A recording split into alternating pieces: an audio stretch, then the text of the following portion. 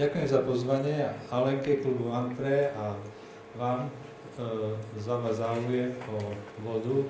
A ja sa ospravedlňujem, nie som typický speaker, ktorý dokáže vlastne akože dynamicky a dramaticky, herecky hovoriť o vode, ale ja vás sa pokúsim vniesť do toho, že prečo treba zmeniť tzv. Novú vodnú paradigmu alebo starú na novú vodnú paradigmu a prečo by sme mali začať vlastne rozmýšľať trochu o vode, pretože vieme sami, že keby nebolo vody v mojom tele, nebola by žiadna reč zo mňa. To znamená, že by som nevedel ani rozprávať, že som bol vyschnutá placka, to sa týka všetkých živých organizmov. A ja vás vlastne pokúsim sa vniesť do niektorých vecí, ktoré možno už viete, možno niektoré veci len tušíte a možno niektoré veci budú zaujímavé pre vás, že Ježišmária, toto som vlastne myslel, že by bolo dobré a som nevedel to rozoznať. A že aké to má súvislosti, takže táto prednáška bude skôr o tom, že kde sme, v akom stave, prečo vlastne treba úplne otvoriť kapitolu klimatickej zmeny a totálne zmeniť nazeranie nielen na vodu, ale aj na klimatickú zmenu. Možno niektorí ste postrehli, že dnes začína ďalší klimatický summit v Marrakeši, v Maroku, a kde sa bude debatovať. Ja som minulý rok bol v Paríži, som mal 7 prednášok, kde som vlastne akože vniesol úplne nové pohľady na vodu a vlastne akože ukazuje sa aj po tých ďalších stretnutiach toho roku, ktoré boli, že začína byť veľmi vážnou téma voda. Doteraz sa brala voda akože dopady klimatickej zmeny na vodu a odrazu sa otvára kapitola vlastne, ako sa my k nej správame, aký je stav vody v krajine a čo to znamená pre zmeny klímy a počasia, extrémov počasia, povodne, lebo možno ste dnes aj postrehli, že zhodou okolností na východe 24 hodín zapršalo a už tam v údoliach plno vody a tak ďalej. Takže, a pritom v lete bolo pomerne sucho.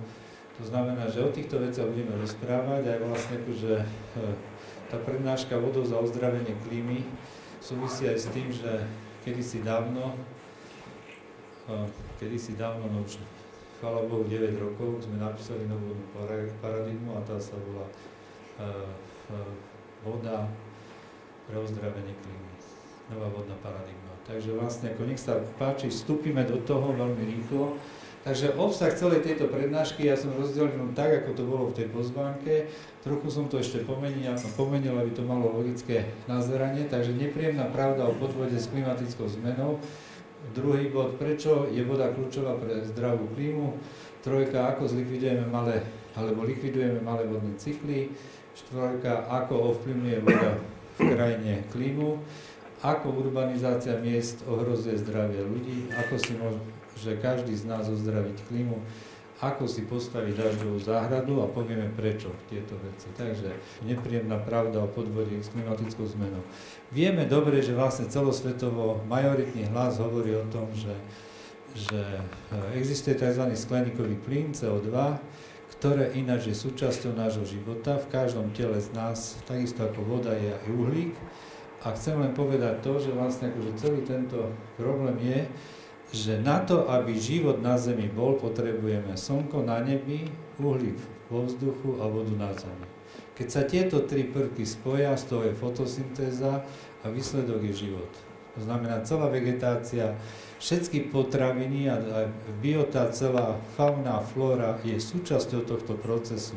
Nebyť tej vody vlastne neexistuje v podstate fotosyntéza, nebyť uhlíka neexistuje fotosyntéza, neniť slnka na oblohe tiež není fotosyntéza. Ja vlastne akože stále už minimálne 20 rokov rozmýšľam, že kto vlastne spravil vlastne ten šmindel a začal vlastne rozprávať, že ten uhlík je nebezpečný, lebo bez tohto uhlíka vlastne nie sme ani my, neexistujeme. Takže vlastne akože chcem vám vysvetliť, že v čom je vlastne celá tá sranda. Takže poďme sa na to. Ak by nebola voda na Zemi, čo by sa stalo? Stalo by sa veľmi jednoducho to, že tak ako na Mesiaci, tak na Marse, na Merkúrii a tak ďalej, kde je oveľa väčšia fluktuácia extrémov teploty medzi minusom, mrázom a totálnou horúčavou. A vlastne jedna taká otázka, viete, keď pristávala americká raketa na mesiaci, kde mohla pristať? Rozmýšľali ste nad tým niekedy? A úplne v tieni. No, to znamená, keby boli pristali na slnečnej strane, tak by boli zhoreli. Keby boli pristali na opačnej strane úplne v tieni, tak by boli zamrzli. To znamená, že oni museli pristať na rozhraní medzi dňou a nocou.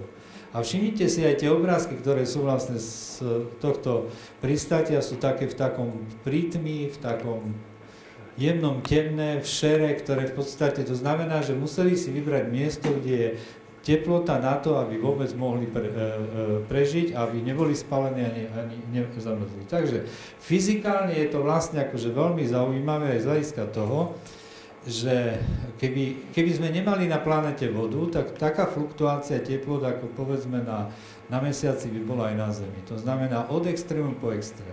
A teraz si predstavte, že zvyšovanie koncentrácie skleníkových plynov v atmosfére zvyšuje fluktuáciu alebo znižuje. Nebitej atmosféry, čo by sa stalo? Zvyšovalo by. To znamená, že vlastne zvyšovanie koncentrácie skleníkových plynov v atmosfére je vlastne akože istým spôsobom zmierňuje výkyvy extrémnych teplot od minusu po plus. To znamená, že kde je tá zrada? Dá sa to fyzikálne vysvetliť celý tento princíp. To znamená, že poďme sa na to pozrieť. Existuje fyzikálny princíp zákona zachovania energie. To znamená, energia zo Slnka, lúč, tečie do krajiny. Ak je vlastne, ako povedzme, na mesiaci, je úplne sucho, tak dominantná časť tejto energie sa transformuje na citeľné teplo. To je vlastne tých 60 až 70%. To znamená, že